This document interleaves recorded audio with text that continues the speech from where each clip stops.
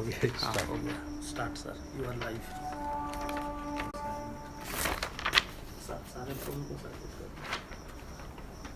Hello friends, myself OP Chaudhary. आज मैं अपने 12 इयर्स एक्सपीरियंस के बेसिस पे एक कलेक्टर की लाइफ के बारे में जिक्र करूंगा। और जो मेरा एक्सपीरियंस है वो छत्तीसगढ़ काडर के बेसिस पर है। हो सकता है कि दूसरों का एक्सपीरियंस डिफरेंट हो। मैं ये बोलना चाहूँगा कि कलेक्टर का जो रोल है वो बड़ा मल्टी डायमेंशनल रोल होता है, आप सबको पता है। और हर तरह के काम कलेक्टर को करने पड़ते हैं, एजुकेशन, एग्रीकल्चर, लैंड ऑर्डर, यानी हर टाइप का काम कलेक्टर को करना पड़ता है। बट मैं ये मानता हूँ कि ये सर्विस, ये जॉब प्रोफाइल आदमी को एक ऐसा मौका देती है, इतने कम उम्र में इतना मौका देती है जो यूनिक है। पूरे वर्ल्ड में इस तरह का पोस्ट बहुत ही यूनिक है। और मैं मानता हूँ कि बड़े कम एज में आपको इंडिपेंडेंट चार्ज मिलते हैं। दूसरे किसी ऑर्गेनाइजेशन में हम रहते हैं तो इतने कम एज में हमको इंडिपेंडेंट चार्ज नहीं मिलते हैं। और दूसरे सिविल सर्विसेज में या आईएएस में रहते हुए ही कलेक्टर के अलावा दूसरे पोस्ट में जब हम रहते हैं तो मुझे लगता है कि जैसे मंत्रालय में कोई पोस्ट में हो तो हम डायरेक्टर या डिप्टी सेक्रेटरी या कोई भी पोस्ट में हो तो उस समय भी हमारे बहुत सारे बॉस होते हैं। तो इतने कम एज में एक इंडिपेंडेंट चार्ज, एक इंडिपेंडेंट लाइबिलिटी ये सर्विस, ये पोस्ट देती है। ये यूनिकनेस मुझे इस जॉब प्रोफाइल में लगता है। जब दोस्तों हम लोग सिविल सर्विस की तैयारी करते हैं तो जनरली हमारे दिमाग में कलेक्टर का पोस्ट ही होता है। और इसलिए हमको जानना चाहिए कि आखिर कलेक्टर करता क्या है, उसकी लाइफ में होता क्या है, उसके जॉब प्रोफाइल क्या होती है, क्या चैलेंजेस होते हैं, क्या डे बाय डे उसको प्रॉब्लम होती है। ये चीज़ें हमको जानना बहुत ज़रूरी है। मैं अपना एक्सपीरियंस बताना चाहूँगा। मैं छत्तीसगढ़ के रायगढ़ डिस्ट्रिक्ट में, डिस्ट्रिक्ट हेडक्वार्टर से 20 किलोमीटर दूर मेरा एक गाँव है बायंग करके। मैं वहाँ पे पैदा हुआ और मेरे ग्रैंडफादर फार्मर हैं। और मेरे पिताजी एक गवर्नमेंट स्कूल में, प्राइमरी स्कूल में एक स्कूल टीचर हैं। तो जब मैं 8 साल का था, क्लास 2 में था, तब उनका डेथ हो गया था। तो माँ के साथ मैं जो 4th क्लास पढ़ी हुई हैं उनके साथ मैं पेंशन लेने रायगढ़ जाता था। तब पहली बार कलेक्टर का ऑफिस देखा, कलेक्टर का पोस्ट देखा। तो ये सब देख के मेरे दिमाग में बैठा। तब मैं करीब 11 साल की एज का था कि कलेक्टर बनना चाहिए। और मैं जैसे बहुत सारे लोगों के साथ होता है कलेक्टर के पोस्ट को देखकर मोस्टली लोग सिविल सर्विस की तैयारी चालू करते हैं, वैसे ही मेरे साथ भी मेरे लाइफ में भी हुआ। तो मैं यही बोलूँगा कि अपनी ड्रीम को आप जो देख रहे हैं उसमें क्या होता है उसके बारे में मैं एक्सपीरियंस बताने की कोशिश करूँगा। एक्चुअली ये बहुत लोगों का परसेप्शन होता है कि एक राजा महाराजा टाइप का पोस्ट होता होगा और बड़ा मतलब जो इस तरह का परसेप्शन होता है कि बड़ी गाड़ी, बड़ा बंगला। तो इस तरह की चीज़ें बहुत प्रॉब्लमेटिक होती हैं। इस तरह के सोच के साथ अगर कोई आता है तो मैं स्पष्ट करना चाहूँगा कि वो ज़माना दोस्तों चला गया है, वो ज़माना जा चुका है। और अब तो कलेक्टर का जो जॉब प्रोफाइल है या काम है वो बड़ा ही पब्लिक ओरिएंटेड है। लोगों के साथ मिलजुल के हम सबको काम करना पड़ता है और हर दिन चुनौतियों से भरा होता है।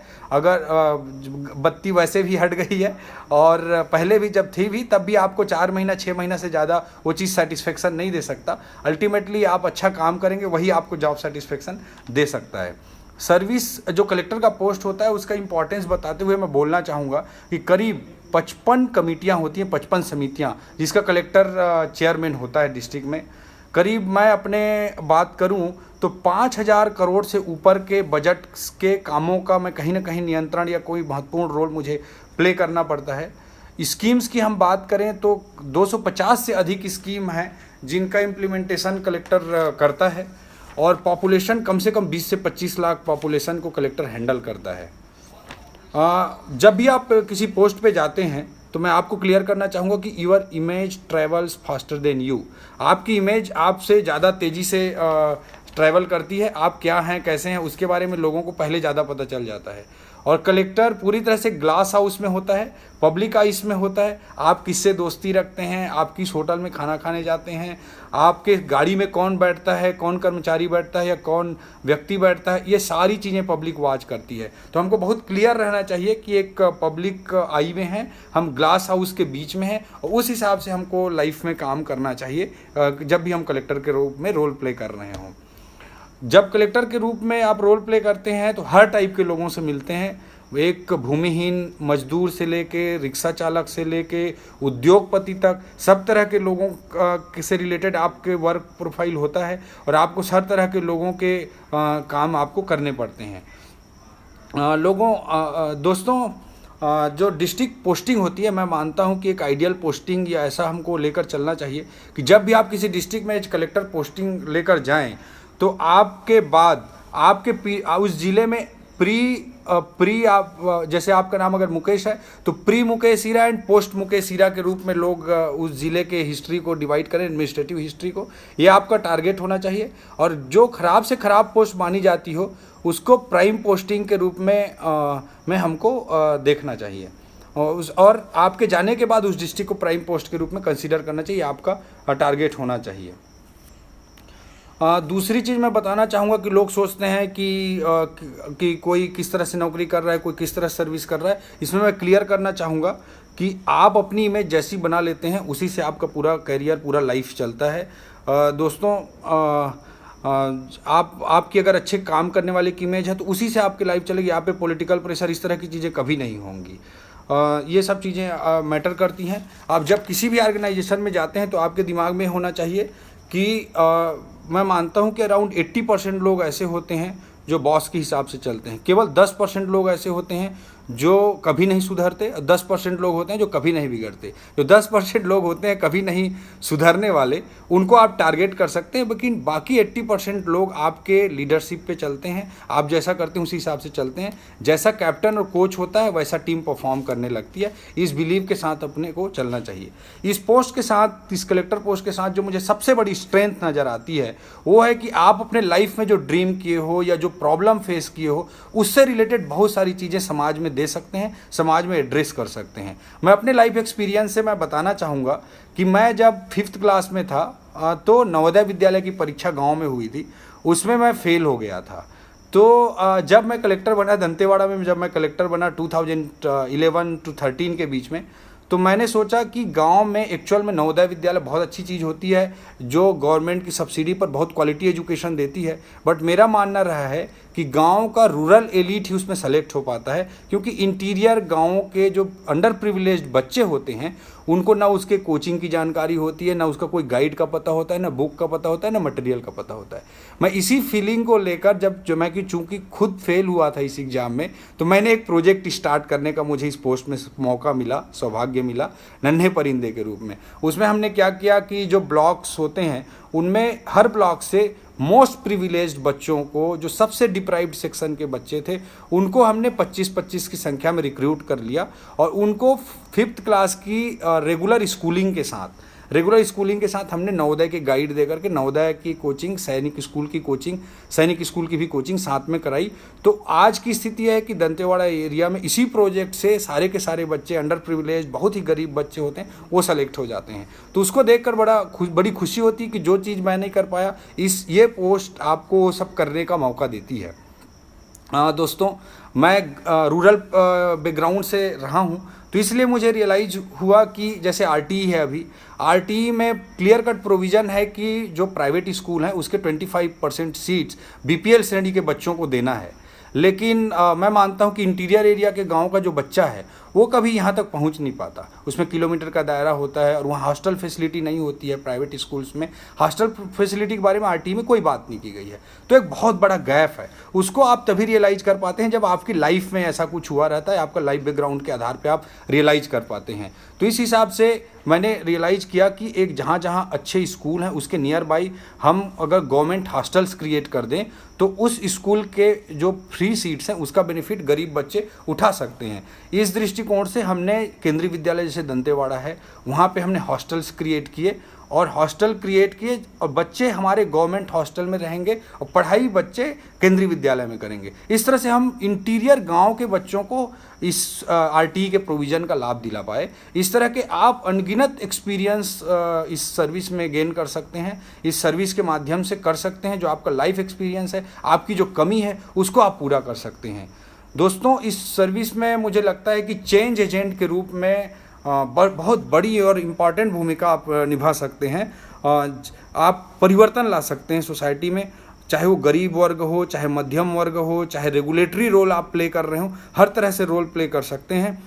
जैसे गरीब बच्चे के लिए मैं एक एग्जांपल दूंगा। अभी आरटीई की मैं बात कर रहा था कि राइट टू एजुकेशन एक्ट में बहुत क्लियर कट प्रोविज़न किया गया है कि 25% सीट बीपीएल श्रेणी के बच्चों के लिए रिजर्व रहेगी, एक क्लियर कट प्रोविज़न कर दिया गया है। लेकिन एनी हाउ, चाहे उनके फार्म, गरीबों के बीपीएल बच्चों के फार्म स्कूल तक नहीं पहुंच पाते, या उनको कहीं भी इधर उधर कर दिया जाता है। कोई प्राइवेट स्कूल कितने सीट में रिक्रूट कर रहे हैं, उसका कोई डेटाबेस नहीं होता है। तो इसके कारण से कोई गरीब बच्चा बड़े बड़े स्कूलों में एडमिशन नहीं कर पाता है। हमने इस पे सिंपल सा एक प्रोजेक्ट लॉन्च किया अभी जस्ट 6 महीना पहले, आरटीई पारदर्शी नाम से, रायपुर डिस्ट्रिक्ट में। At present I am district collector of Raipur in Chhattisgarh. तो आरटीई में हमने एक सिंपल सा आरटीई पारदर्शी नाम से एक प्रोजेक्ट लॉन्च किया, और इसमें हमने सिंपल सा किया कि जितने स्कूल्स हैं उन सारे स्कूल्स के डेटाबेस को हम क्लियर कर लें। सारे डेटाबेस आ जाए कि उनके कितनी सीट्स हैं, नर्सरी में कितने सीट एडमिशन ले रहे हैं, KG1 में कितने सीट एडमिशन ले रहे हैं, KG2 में कितने सीट एडमिशन ले रहे हैं, क्लास 1 में कितने सीट एडमिशन ले रहे हैं। हमने उसका सिंपल सा MIS बना लिया, कंप्यूटर पे डिजिटाइज कर लिया सारे डेटाबेस को। और जो फॉर्म लेने का प्रोसेस था उसको ऑफलाइन और ऑनलाइन दोनों तरह से हमने अलाउ कर दिया। और जब भी हम किसी प्रोसेस को ऑनलाइन करते हैं तो पूरा प्रोसेस डेमोक्रेटिक हो जाता है, लोकतांत्रिक हो जाता है, किसी की सिफारिश पर बेस्ड नहीं रहता, किसी बाबू पर आधारित नहीं रहता है, बल्कि वो पूरी तरह से लोकतांत्रिक प्रक्रिया के थ्रू का एक टेक्नोलॉजी के थ्रू, किसी भी साइबर कैफ़े में बैठकर, किसी भी मोबाइल के थ्रू, किसी भी लैपटॉप के थ्रू या डेस्कटॉप के थ्रू आदमी अपना अप्लाई कर सकता है। तो हमने जब आवेदन करने का ऑनलाइन मोड आरटीई पारदर्शी के तहत प्रोवाइड किया, तो उसके थ्रू हमने रियलाइज़ किया कि 8000 से ज़्यादा एप्लीकेशन इस साल रायपुर डिस्ट्रिक्ट में आ गए। और हमने दो राउंड की, उसमें जो लॉटरी का सिस्टम था वो भी हमने कंप्यूटराइज कर दिया। 1 क्लिक से कंप्यूटराइज लॉटरी हो गई, और सारे लोगों को जो सेलेक्ट हुए थे उनको कांग्रेट्स का मैसेज चला गया, जो सेलेक्ट नहीं हो पाए थे उनको सॉरी का मैसेज चला गया। और हमने 6000 से ऊपर गरीब बीपीएल श्रेणी के बच्चों का बड़े बड़े प्राइवेट स्कूलों में एडमिशन इंश्योर किया। मैं कुछ स्कूलों का आपको फीस कैलकुलेट करके बताऊंगा कि नर्सरी से क्लास 12 तक की जो फीस है, हर साल की हम फीस जो कि टोटल फ्री हो जाएगा जो बच्चा लॉटरी के थ्रू गया, तो नर्सरी से क्लास 12 तक की जितनी फीस है उसको हम कैलकुलेट करते हैं तो 25 से 30 लाख रुपए तक की फीस बैठती है।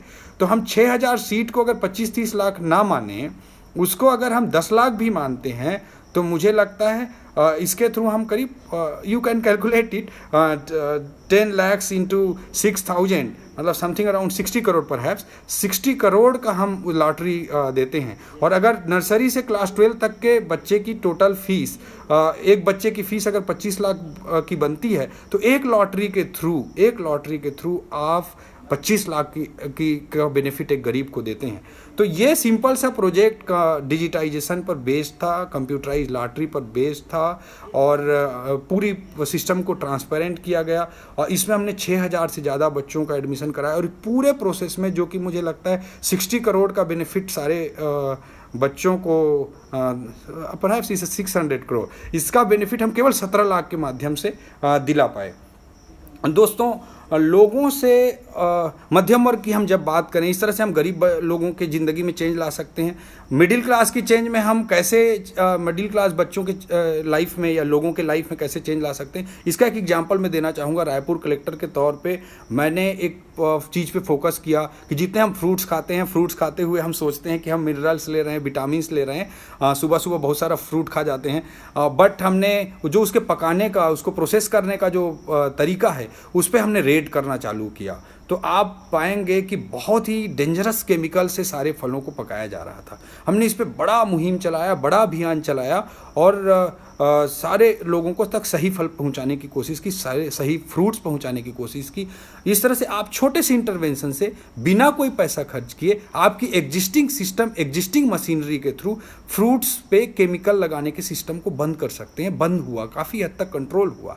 तो उसके थ्रू मध्यम वर्ग बहुत खुश हुआ। मध्यम वर्ग, गरीब वर्ग, अमीर वर्ग, सभी के लोगों की ज़िंदगी में इस छोटे से छोटे से मतलब इंटरवेंशन से लाइफ में इतना बड़ा चेंज आया। आपके रोल रेगुलेटरी भी होते हैं एज कलेक्टर। आप रैली कहाँ से निकलेगी, ट्रैफिक कौन सा वन लाइन सिंगल लेन होगा, वन साइडेड ट्रैफिक होगी, कहाँ से डबल साइडेड ट्रैफिक होगी, रैली के लिए कौन सा रूट परमिटेड होगा, कौन सा रूट परमिटेड नहीं होगा, हेवी व्हीकल्स को कब अलाउ करना है, कब नहीं अलाउ करना है। इस तरह के रेगुलेटरी रोल्स भी आप प्ले करते हैं। इसके लिए मोटर व्हीकल एक्ट के थ्रू आपको सारे पावर्स मिले रहते हैं एज डिस्ट्रिक्ट मैजिस्ट्रेट। तो इसके लिए मैं एग्जांपल दूंगा कि जो हमारे रायपुर शहर का जो मेन रोड है, मेन एरिया है, उन सारे मेन एरिया में रैली निकलती थी और 365 दिन जो 365 डेज हैं पूरे साल के, 365 डेज में से अराउंड 144 डेज हमने कैलकुलेट किया लास्ट ईयर का, 144 डेज मेन रोड्स पे रैली निकली, बहुत ट्रैफिक टाइम पे रैली निकली और उसके कारण 365 में से 144 डेज तक जाम रहा। तो इस तरह के जाम रहते हैं, इतना बड़ा डेंजरस था। इसमें हमने कॉन्सेंसस बिल्डिंग किया, लोगों की सहमति प्राप्त की और सारे मेन रोड में सुबह 9 से रात 9 तक रैली, सारे तरह के रैली को हमने बैन कर दिया। तो 365 डेज में से 144 डेज यू कैन से कि हर 3 दिन में से 2 दिन आपका ट्रैफिक कंजेशन में जा रहा था। तो उसको perhaps mathematics is wrong, 365 days में 144 डेज के जो प्रॉब्लम थे उसको हमने पूरी तरह से ख़त्म कर लिया। इस तरह से आप रेगुलेटरी रोल के थ्रू भी लोगों की लाइफ में इतने बड़े चेंज ला सकते हैं, इतने बड़ी चीज़ें ला सकते हैं। लोगों के बीच कॉन्सेंसस जब बनाते हैं, जब सहमति बनाते हैं, तो बहुत ज़रूरी होता है आपकी ऑब्जेक्टिविटी। ब्यूरोक्रेसी में, सिविल सर्वेंट में, किसी भी पोस्ट पे आप काम कर रहे हो, आपकी ऑब्जेक्टिविटी, आपकी न्यूट्रलिटी बहुत इंपॉर्टेंट रोल होती है। जैसे पॉल्यूशन कंट्रोल करने के लिए, वाटर बेस्ड पॉल्यूशन को कंट्रोल करने के लिए हमने डिस्ट्रिक्ट में एक बड़ा मुहिम चलाया, जो था कि पीओपी पर बेस्ड, प्लास्टर ऑफ पेरिस पर बेस्ड जो बेस्ड मूर्तियाँ होती हैं, गणेश जी की मूर्तियाँ, दुर्गा जी की मूर्तियाँ, उसको कंट्रोल करना हमारा मेजर मकसद था। इनर्ट मटेरियल जो नदियों में, तालाबों में डाले जाते हैं, उसको कंट्रोल करना हमारा मेजर मकसद था। इस दृष्टिकोण से हमने को एक कैंपेन चलाना था। तो हमने वेल इन एडवांस हिंदू संगठनों से संबंधित लोगों को भी इनवाइट किया, मुस्लिम धर्म से संबंधित संगठनों को भी हमने इनवाइट किया, सभी धर्मों से संबंधित लोगों को, सभी पॉलिटिकल पार्टी से रिलेटेड लोगों को हमने इनवाइट किया और उनके बीच हमने कॉन्सेंसस बिल्डिंग का काम किया। इसमें हमने साफ साफ कहा कि इसमें हम ऑब्जेक्टिविटी रखेंगे, किसी भी एक रिलीजन के लोगों को, किसी भी एक पॉलिटिकल पार्टी के लोगों को हम अलाउ नहीं करेंगे। इस तरह की बात हमने स्पष्ट की। गणेश जी की पीओपी की मूर्तियां नहीं बनेंगी, साथ ही ताजिया में भी इनर्ट मटेरियल को तालाब में नहीं डाला जाएगा। दोनों तरह के लोगों को हमने, हर तरह के लोगों को हमने कहा कि किसी के लिए भी अलग बर्ताव नहीं होगा, इसमें ऑब्जेक्टिविटी होगी। सारे रिलीजियस संगठन, सारे धार्मिक संगठन, सारे सामाजिक संगठन, सारे राजनीतिक संगठन इन मुद्दों पे एकमत हुए और इसके कारण हम पूरे शहर में जो तालाब हैं, नदियां हैं, उसमें इनर्ट मटेरियल को जाने से रोक पाए और पॉल्यूशन कंट्रोल, प्रदूषण नियंत्रण की दिशा में बड़ा रोल हम लोग प्ले कर पाए। इस तरह के रोल बहुत इंपॉर्टेंट होते हैं। इस तरह से आप लोगों की ज़िंदगी में पॉल्यूशन को कंट्रोल करने में, गरीबों तक एजुकेशन के, हेल्थ के बेनिफिट्स को पहुँचाने में आप बहुत बड़े बड़े रोल प्ले कर सकते हैं इस पोस्ट के थ्रू। मैं हमेशा ये बिलीव करता हूँ। एक मैं एक्सपीरियंस बताना चाहूँगा कि दंतेवाड़ा में जब कलेक्टर थे in between 2011 to 2013, at that time हमने एजुकेशन पे बहुत सारे प्रोजेक्ट्स किए।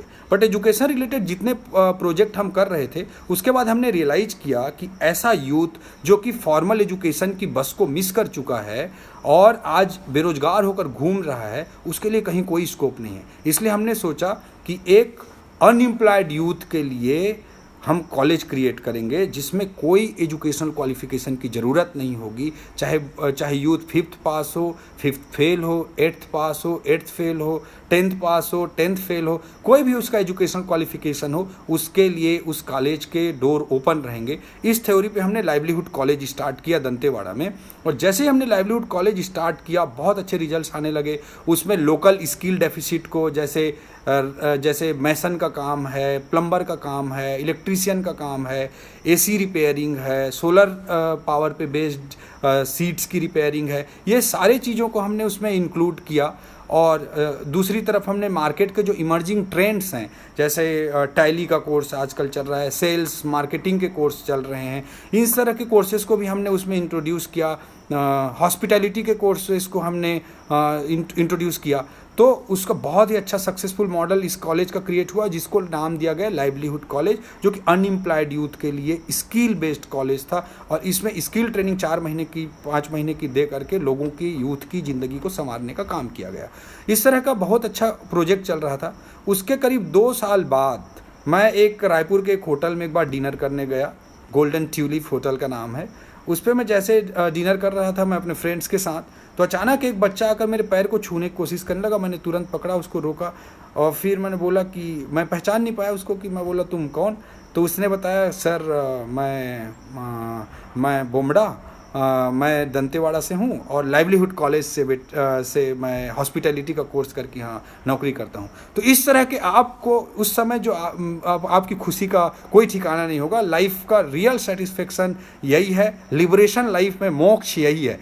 तो ऐसी फीलिंग, इतनी अच्छी फीलिंग आती है। ऐसे आपको लाइफ में बहुत बार बहुत मौके मिलेंगे, जो आप अच्छा काम करेंगे तो आपको जॉब सेटिस्फेक्शन का वो हमेशा कारण बनेगी। इस तरह के बहुत सारे एक्सपीरियंस आपको मिलेंगे, हर दिन मिलेंगे।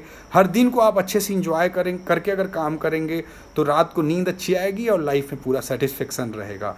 ये पोस्ट सारी चीज़ें अवेलेबल कराता है। कुछ नेगेटिव बातें बहुत उठती हैं। पहला जैसे बोला जाता है कि पॉलिटिकल प्रेशर बहुत ज़्यादा है इस सिस्टम में। तो मैं आपको बताना चाहूँगा कि छत्तीसगढ़ का मेरा जो 12 साल का एक्सपीरियंस है, 12 ईयर्स एक्सपीरियंस आई हैव, तो उसके बेसिस पे मैं बोलना चाहूँगा कि मुझे लगता है कि हर पॉलिटिशियंस को भी अच्छे काम की ज़रूरत होती है। हम तो एक बार एक एग्ज़ाम पास करके नौकरी में आ गए हैं और 60 साल का एक तरह से लाइसेंस लेके बैठे हुए हैं, लेकिन एक पॉलिटिशियन हर 5 साल में अपना एग्ज़ाम देता है, हर 5 साल में उसको जनता के बीच जाना होता है।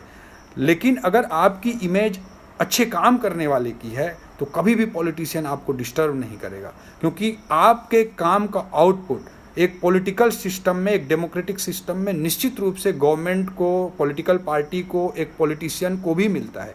और अल्टीमेट पर्पज पॉलिटिशियन का भी काम करना है। और हम सिविल सर्विस में आए हैं, आईएएस में आए हैं, कोई आईआरएस में आए हैं, कोई आईपीएस में आए हैं, सबका काम भी कहीं ना कहीं पब्लिक सर्विस ही करना है। सिविल सर्विस अच्छे से अपने जॉब अपने सर्विस को इंश्योर करना है।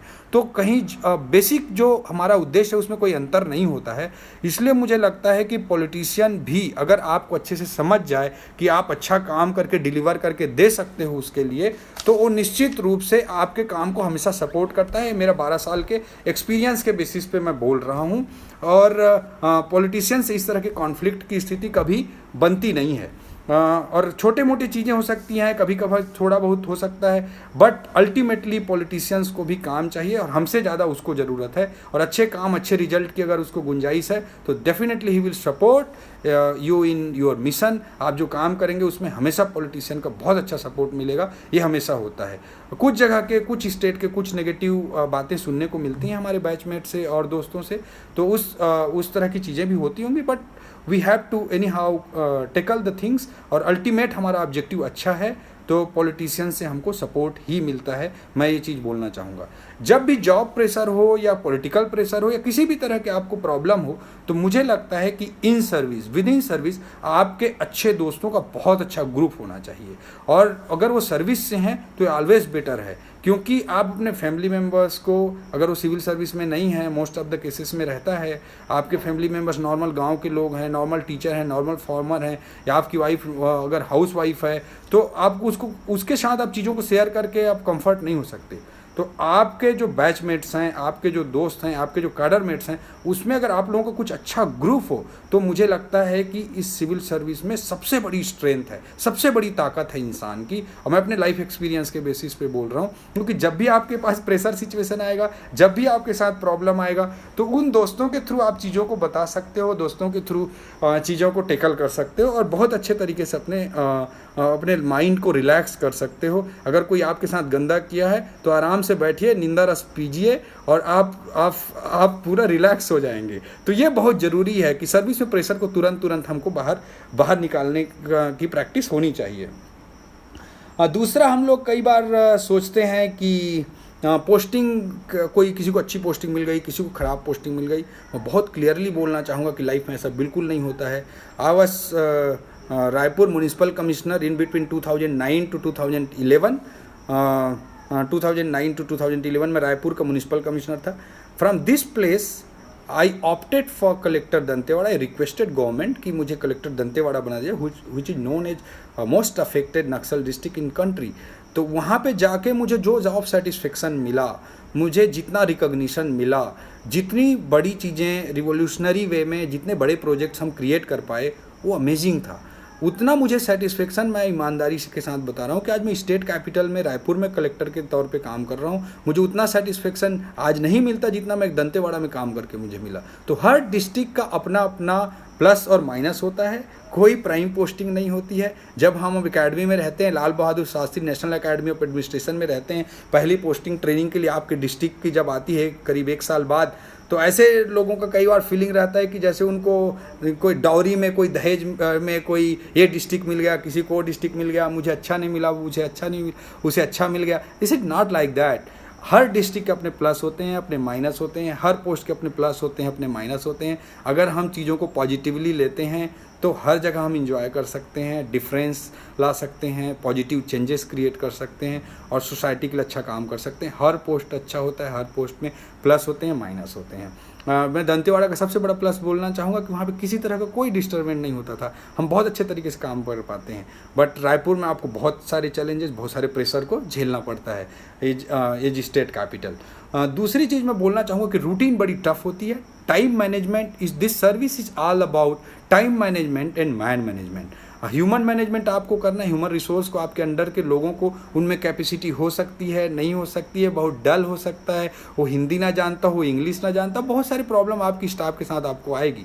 बट उन्हीं लोगों के थ्रू आपको इंश्योर करना है कि आउटकम क्रिएट कर सकें, अच्छी तरह से सिस्टम से डिलीवर कर सकें, वो इम्पॉर्टेंट है। दूसरा, एक human management, man management is most important and second time management most important. आप जैसे सुबह अपना दिन स्टार्ट करेंगे 8-9 बजे से आपको इश्यूज तुरंत आने स्टार्ट हो जाएंगे, फ़ोन में कॉल आने लगेंगे, SMS आने लगेंगे, व्हाट्सएप पे मैसेज आने लगेंगे, सीनियर्स के कॉल आने लगेंगे, पॉलिटिशियंस के कॉल आने लगेंगे, लोगों के कॉल आने लगेंगे, एप्लीकेशन आने लगे, एप्लीकेशंस कुछ सॉल्व करने रहेंगे, आपको कोई मीटिंग अटेंड करना रहेगा, कोई प्रोटोकॉल ड्यूटी करनी रहेगी। इस तरह से फील होता है जैसे AK-47 से आपके रूटीन पे फायरिंग हो रहा है और आप ऐसे ऐसे बच रहे हैं और आप चीज़ों को टेकल कर रहे हैं। इस तरह की फीलिंग आपको आएगी, इतना टफ रूटीन होता है। ऐसे सिचुएशन में आपको टाइम मैनेजमेंट सीखना बहुत ज़रूरी होता है, बहुत ही ज़्यादा ज़रूरी होता है कि हम टाइम मैनेजमेंट कैसे इंश्योर करें, वो सबसे ज़्यादा ज़रूरी होता है। और आप जैसे प्रायोरिटी डिसाइड कर, रायपुर जैसे डिस्ट्रिक्ट में आप सोचते हैं कि मैं आज ये 10 काम करूंगा, आपके दिमाग में है कि मैं कोई अच्छी लाइब्रेरी बनाऊंगा, मैं इसके प्रोजेक्ट के लिए आज मैं कंसल्टेंट से बात करूंगा, आज मैं इसका टेंडर लगवाऊंगा, आज इसका वर्क ऑर्डर जारी करूंगा। इस तरह की फीलिंग हम डायरी में नोट करके चलते हैं कि मॉर्निंग में, या मोबाइल में नोट करके चलते हैं कि मॉर्निंग में हम ये 10 चीज़ें करेंगे, सोच के निकलते हैं। बट आपका रूटीन कई बार ऐसा होता है कि आप सुबह 10 बजे निकले हैं, रात को 11 बज जाएगा और आप वापस आएंगे और अपना जो प्रायोरिटी डिसाइड किया है, जो समाज में चेंजेस ला सकते हैं, उसमें शायद आप कुछ काम ना कर पाएँ, आपका पूरा दिन फायर फाइटिंग में चला गया। इस तरह के एक्सपीरियंस आपको डेली होंगे, तो इससे बहुत डिफ़िकल्टी होता है, कई बार फ्रस्ट्रेशन होता है। बट आपको टाइम मैनेजमेंट और मैन मैनेजमेंट सही तरीके से करके आपके जो प्रायोरिटीज़ हैं, आपके जो बेसिक गोल्स हैं, जो सोसाइटी में बिग चेंजेस ला सकते हैं, फ्यूचर के लिए, लॉन्ग टर्म के लिए, सोसाइटी के लिए, लोगों के लिए, गरीबों के लिए बेनिफिशियल हो सकते हैं, ऐसे चीज़ों को फोकस करके एनी हाउ आपको time management, man management ensure करके इस तरह के आउटकम और सिस्टम के थ्रू डिलीवरी इंश्योर करनी पड़ती है। This is the biggest challenge in service. मैं बहुत ज़्यादा लंबा हो रहा है, आप कन्वर्सेशन थोड़ा क्लोज करने की ओर आगे बढ़ते हैं। मैं ये बोलना चाहूँगा कि अभी आप में से मैक्सिमम लोग सिविल सर्विस की प्रिपरेशन कर रहे हैं और बहुत सारे लोग सोच रहे होंगे कि कलेक्टर बन के हमको बड़ा रिलैक्स लाइफ मिलेगा, राजा महाराजाओं की टाइप लाइफ मिलेगी। तो आप बहुत गलत सोच रहे हैं। मैं आपको ये बहुत क्लियरली बोलना चाहूँगा कि ये सर्विस, ये जॉब प्रोफाइल बहुत ही चैलेंजेस, चुनौतियों से भरा हुआ है। आपको 15 घंटा 16 घंटा भी कई दिन काम करने पड़ेंगे। और मैं मानता हूँ कि आज आप प्रिपरेशन के लिए आप जितना काम करते होंगे उससे कम से कम 2 गुना 3 गुना ज़्यादा काम सर्विस में आपको करना पड़ेगा।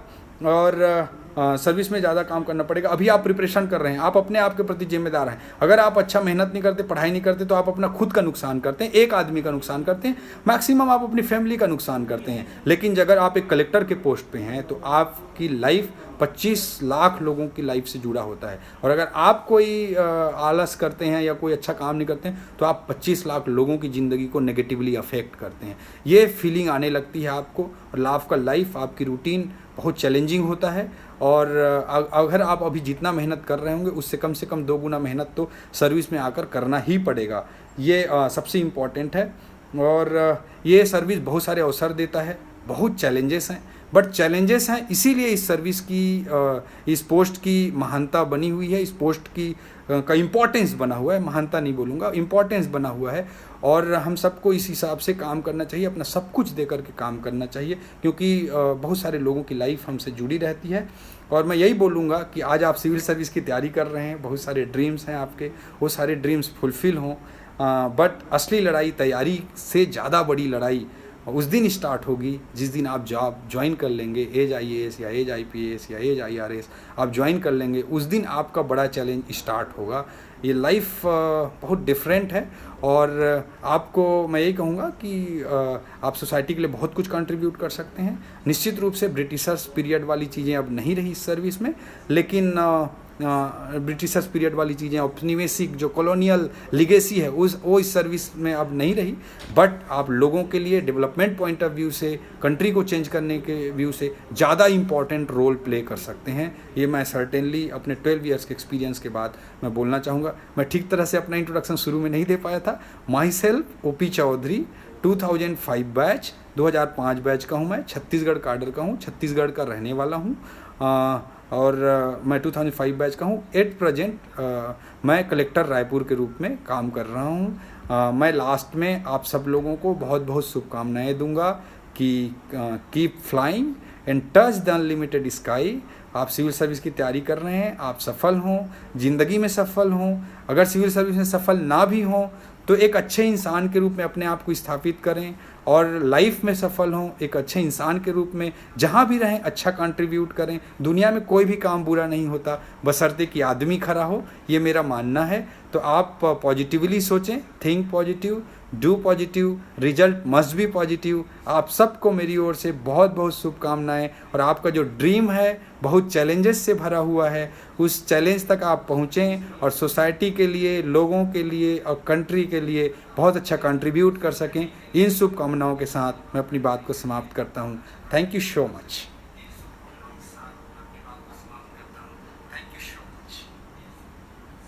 1446 लोग सर देख रहे थे आप।